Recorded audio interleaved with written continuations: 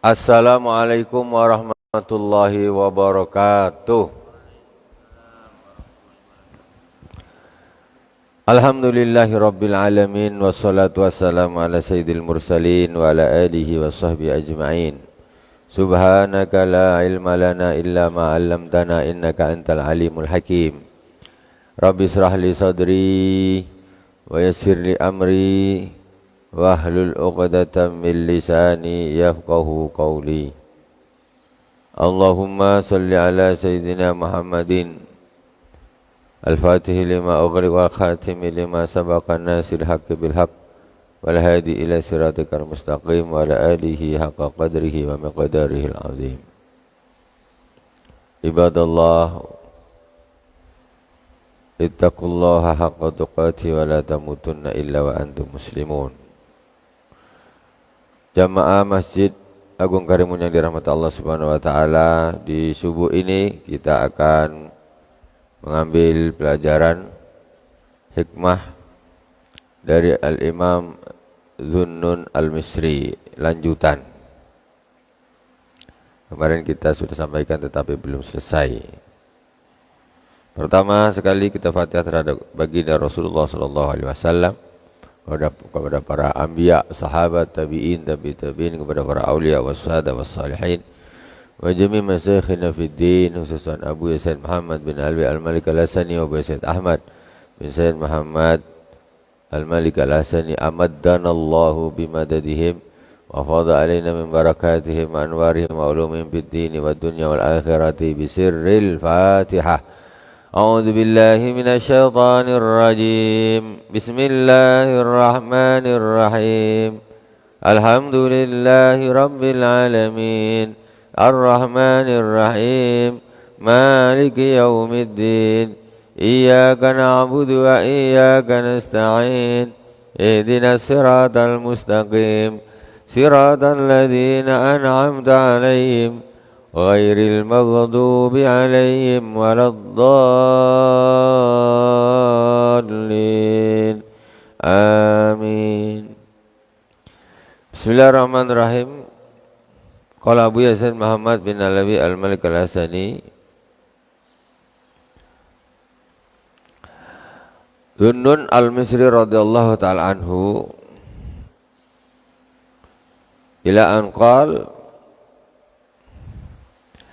dawamul faqri ilallahi ma'at takhlid ahabbu ilayya min dawamis safa ma'al ujub. Al-Imam Dhunnun Al-Misri mengatakan, dawamul faqri ilallahi ma'at takhlid, selalu merasa fakir, fakir itu membutuhkan, rasa butuh, ilallahi ta'ala, butuh kepada Allah Subhanahu wa ta'ala. Matakhlid disertai dengan kadang-kadang maksiat, tergelincir maksiat ini. Kadang-kadang ya dia beramal, cuma kadang-kadang tergelincir maksiat. Ketika maksiat itu terjadi, dia fakir. Dia merasa butuh dengan Allah, dia malu dengan Allah, inkisar, merasa malu, merasa takut dengan Allah, hatinya rasa sedih, gelisah. Itu ahabbu ilayya, lebih aku sukai, min dawamis safa mal ujub, daripada orang yang dia nih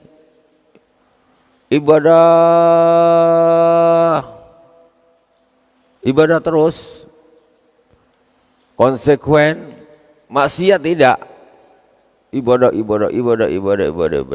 Jadi bisa dia ibadah rutin dan tidak bermaksiat kepada Allah Subhanahu wa taala, tetapi ma'al ujub, tetapi di dalam hatinya ada ujub. Rajin ibadah, maksiat tidak maksiat. Cuma di dalam hatinya ini ujub, merasa takjub dengan dirinya sendiri, merasa wah sudah aku tak ada lagi maksiat, ibadah terus, mantaplah aku ini sudah. Itu namanya ujub. Itu tidak lebih baik daripada orang yang kadang ibadah kadang juga tergelincir maksiat. Kadang-kadang tergelincir lagi, tetapi dia di dalam hatinya dia merasa butuh kepada Allah, malu kepada Allah, takut kepada Allah, berharap kepada Allah. Nah, itu jauh, itu lebih bagus daripada orang yang ibadahnya ini lurus, tetapi dalam hatinya ada ujub. Karena ujub itu merusak amal ibadah semuanya. Jadi hakikatnya nol dia. Kalau yang ini kadang ibadah kadang maksiat, dia tidak ada ujub, nak bangga apa? Apa yang mau dibanggakan? Karena masih ya kadang-kadang kena maksiat, tetapi itu bukan nantang Allah, ya namanya tergelincir, ya taubat lagi, istighfar lagi, ya takut kepada Allah. Nah, itu lebih bagus. Ya kalau bisa bukan begitu. Kalau bisa tentu yang terbaik ya taat, gak ada maksiat, gak ada ujub. Nah itu dia baru. Itu dia baru. Tapi kalau ada ketaatan kalau dicampur dengan ujub, nah itu lebih bagus lagi orang yang kadang amalnya naik turun, tetapi dia selalu berharap takut kepada Allah Subhanahu wa taala, butuh kepada Allah Subhanahu wa taala. Wa qala ma'azzallahu ta'ala 'abdan bi'izzin huwa 'azzu lahu min ayyadullahu 'ala dhulli nafsihi. Tidak ada sesuatu yang Allah Subhanahu wa taala memuliakan hambanya dengan satu kemuliaan yang lebih mulia daripada Allah menunjukkan kepadanya hinanya dirinya. Jadi tidak ada satu kemuliaan yang Allah berikan kepada seorang hamba yang lebih mulia, lebih agung daripada Allah menunjukkan pada hamba tersebut hinanya diri hamba tersebut. Oh, itu termasuk kemuliaan, izin, kemuliaan yang sangat mulia, hadiah dari Allah Subhanahu wa taala. Jadi hati ini terasa hina itu dari Allah tuh, perasaan kayak gitu itu gak bisa diciptakan sendiri. Allah ngasih, alhamdulillah ini hadiah dari Allah. Itu berarti Allah memuliakan hamba tersebut ketika hamba tersebut merasa hina. Nah, jadi Allah ini ketika ingin memuliakan hambanya, justru Allah memberikan perasaan hina di dalam diri hamba tersebut, bukannya malah merasa hebat, merasa ini, terbalik. Tidak. Itu termasuk semulia-mulianya perkara yang Allah berikan ketika ingin memuliakan hambanya. Wa ma adallallahu abdan bidhullin huwa adallu lahu min ayyahjubahu an dhulli nafsih. Tidak ada sesuatu yang Allah menghinakan seorang hamba dengan sesuatu tersebut yang lebih hina daripada Allah menutupi hinanya diri hamba tersebut. Jadi Allah ini ketika ingin menghinakan hambanya itu ada suatu perkara yang paling hina sekali, yaitu ketika Allah menutupi hamba tersebut untuk melihat hinanya dirinya. Itu hina sekali. Jadi dia merasa hebat, bangga, wah, ujub. Itu tandanya Allah menghinakan hamba tersebut. Allah menghijab sifat merasa diri itu hina di hadapan Allah Subhanahu wa taala, itu terhijab. Enggak ada di situ. Makanya ini hadiah dari Allah. Hadiah dari Allah, merasa hina di hadapan Allah itu hadiah dari Allah Subhanahu wa taala. Jadi begitulah cara Allah Subhanahu wa taala ketika ingin memuliakan hambanya ataupun menghinakan hambanya. Jadi intinya apa? Intinya kita harus bersyukur kepada Allah Subhanahu wa taala kalau memang kita itu di dalam hati ini ada merasa hina di hadapan Allah Subhanahu wa taala. Dan sebaliknya, kalau enggak ada di situ, itu berarti tanda-tandanya Allah justru akan menghinakan hamba tersebut. Jadi kalau merasa diri ini tidak ada rasa hina dan lain sebagainya, itu bahaya. Karena itu salah satu cara Allah menghinakan hambanya.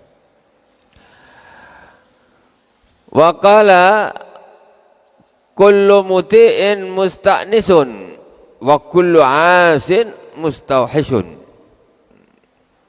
Setiap orang yang taat itu dia akan merasa nyaman. Orang tuh kalau taat, waktu sholat, waktu puasa, zakat ya bayar, zina tinggalkan, maksiat tinggalkan, tak mabuk, tak judi. Kullu muti'in musta'nis, setiap orang yang taat dia pasti dia akan merasa nyaman, tentram hatinya tuh, mesti. Wa kullu 'asin mustauhish, dan setiap orang yang bermaksiat itu pasti dia akan merasa gelisah.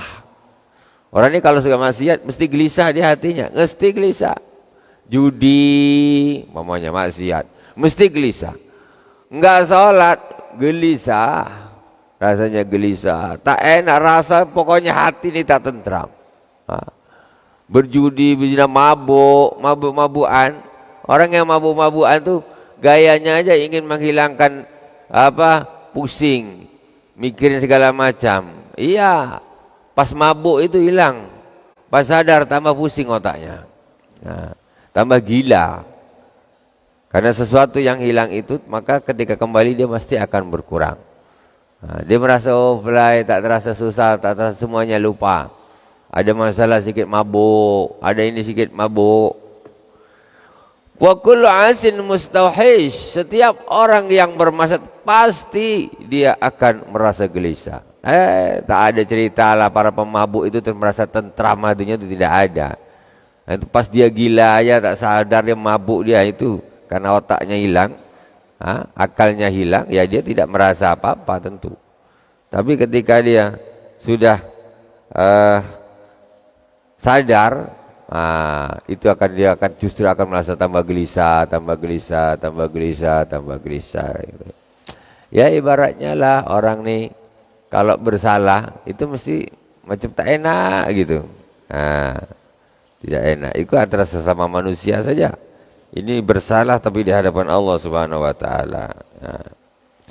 Wa kullu muhibbin dzalil wa kullu khaifin harib wa kullu rajin talib.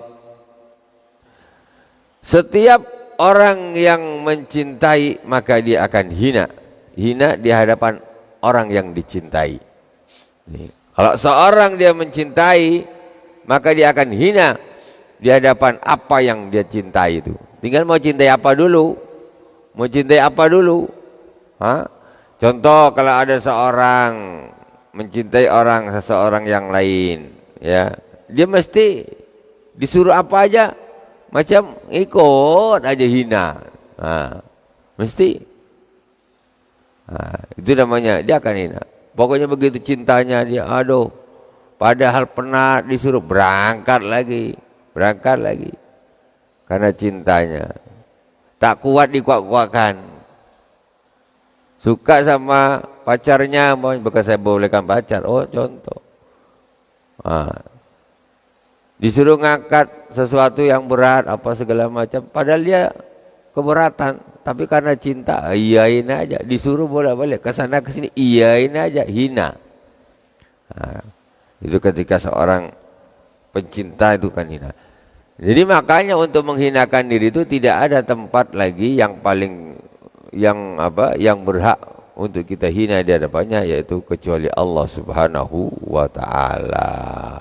Orang kalau cinta kepada dunia mesti dia hina di hadapan dunia, mesti. Cinta kepada perempuan, dia hina lah di hadapan perempuan, dan cinta-cinta yang lain selain cinta kepada Allah Subhanahu wa taala itu akan menjadikan hina.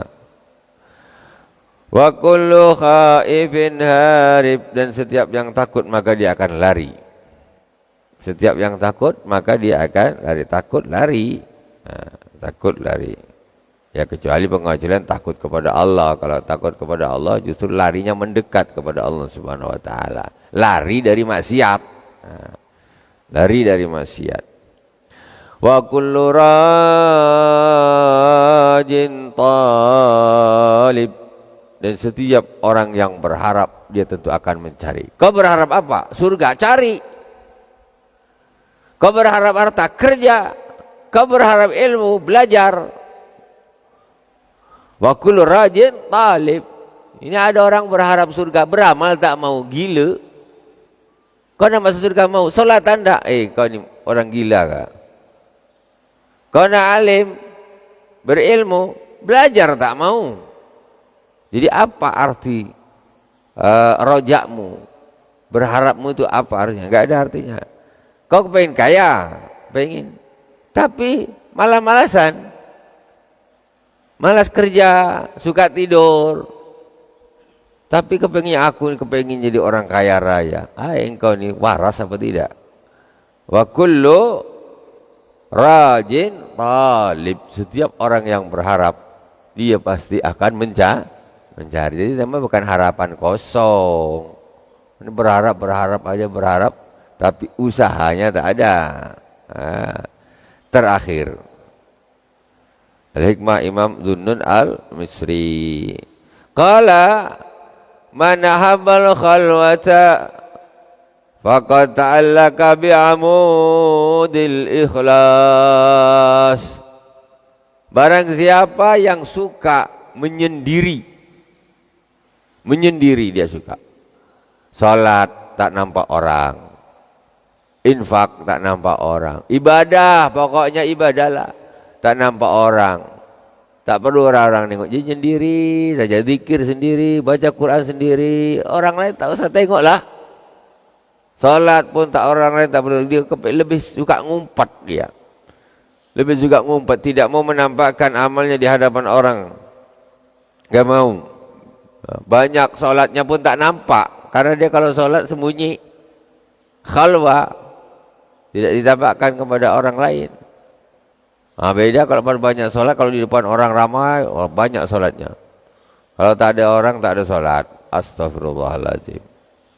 Ini lain, itu riya, ya.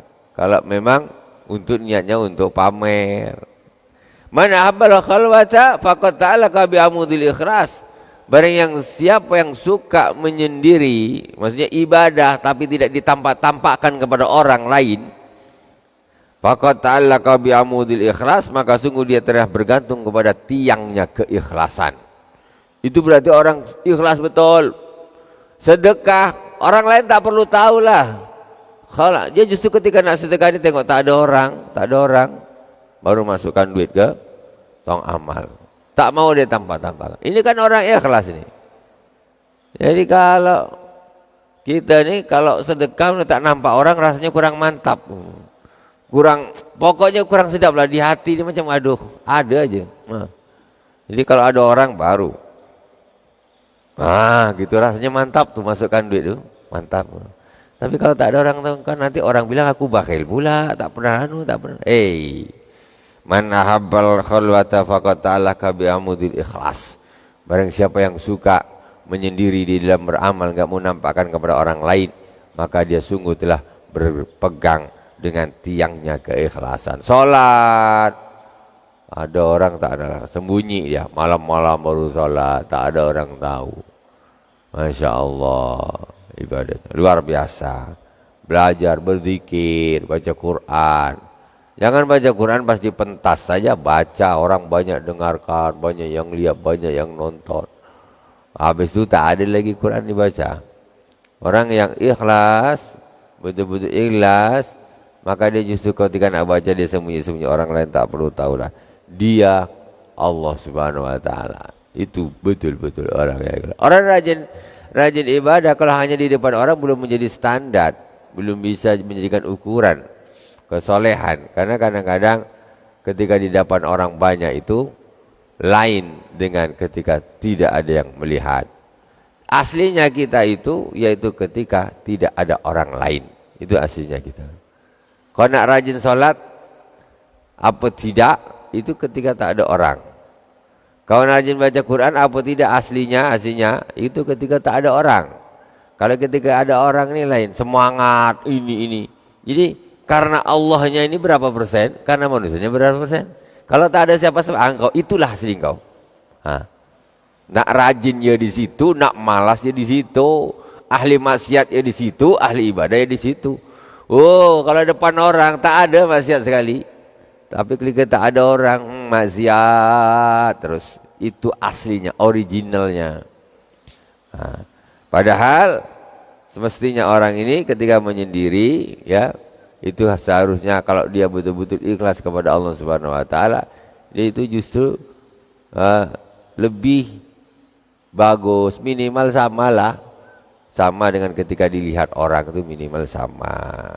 Di situ menunjukkan bahwa dia itu telah memegang tiangnya keikhlasan. Tidak perlu ada orang lain lihat, tetapi ibadahnya banyak. Wallahu subhanahu wa ta'ala a'lam. Semoga bermanfaat dari awal sampai akhir. Mohon maaf atas segala kekurangan. Subhanakallahumma wa bihamdik, asyhadu an la ilaha illa anta, astaghfiruka wa atubu ilaik. Wa sallallahu ala sayyidina Muhammadin wa ala alihi wa sahbihi wa baraka wa sallam. Alhamdulillahirabbil alamin. Wassalamualaikum warahmatullahi wabarakatuh.